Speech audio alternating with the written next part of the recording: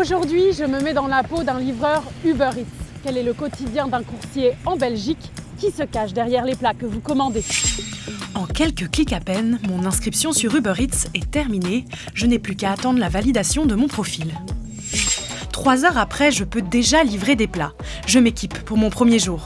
Uber Eats ne fournit rien du tout, ni sac, ni vélo, ni téléphone. J'ai dû débourser 519 € de ma poche. Je me suis fait plumer avant même de commencer. Première commande, le temps de se repérer et direction un restaurant de sushi.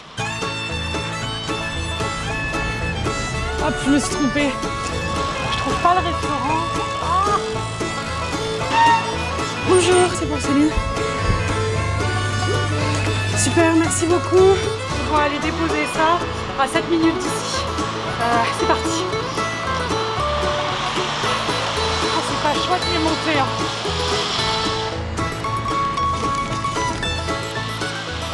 C'est ma première livraison et j'en peux déjà plus, c'est pas normal. Maintenant, on va à la forêt, à l'autre bout de la ville. Ils nous disent 17 minutes, mais j'y crois pas. À mon arrivée, je suis chaleureusement accueillie. J'espère aussi.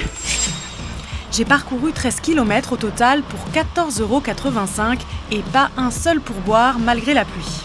Mes livraisons ne m'ont même pas permis de rembourser mes frais d'équipement. Ma course terminée, direction la maison des livreurs et livreuses pour m'informer sur mes droits. Pour devenir coursier, 2 options possibles. Soit vous travaillez sous le statut d'indépendant, soit sous le régime P2P de l'économie collaborative. Dans ce cas-ci, vous ne pouvez pas dépasser 6 540 € de revenus bruts par an. 90% des travailleurs inscrits sur Uber Eats sont sous ce régime. Est-ce que si j'ai un accident, je suis protégée? Si vous êtes en tort ou si la plateforme considère que vous n'étiez pas en train de livrer, ou si vous avez des séquelles physiques, vous ne serez pas assuré au même niveau que l'assurance loi qu'un salarié normal. Les coursiers auraient 15 fois plus de chances d'avoir un accident du travail que l'ensemble des autres métiers. Il y a plein de voitures, ils ne respectent pas les vélos. Comme hier, j'ai fait l'accident, une voiture il est venue me cogner. Quand vous travaillez pour la plateforme, vous êtes aussi dépendant des notes des clients. Dès que le client fait une remarque sur vous, automatiquement Uber bloque le compte.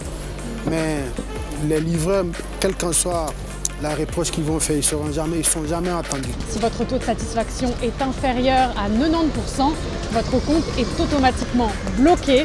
Vous ne pouvez donc plus travailler et ça sans même pouvoir vous justifier. Vous commandez votre plat sur Uber Eats? Attention, il peut vous coûter plus cher. Pour ce menu avec burger par exemple, 9,90 € sur place, 12,20 € sur la plateforme. J'espère que les boissons ne se sont pas renversées. Les revenus des livreurs sont très variables et reposent sur les commandes des clients. Certains gagnent 500 € par mois, d'autres 1 500 €. Aujourd'hui, j'ai fait 20 courses, donc ça revient plus ou moins à une centaine d'euros. J'ai travaillé plus ou moins plus de 9 heures. C'est pas vraiment rentable parce qu'il faut retirer à ça la taxe et aussi l'essence, parce que moi je suis véhiculé. Pour moi, la situation se détériore. Avant, il y avait des bonus, maintenant il n'y en a plus. On ne sait pas ce que ça va donner pour la suite à venir, mais c'est pas trop envisageant. Le 2 février, le Parlement européen a entériné la présomption de salariat pour les travailleurs des plateformes numériques.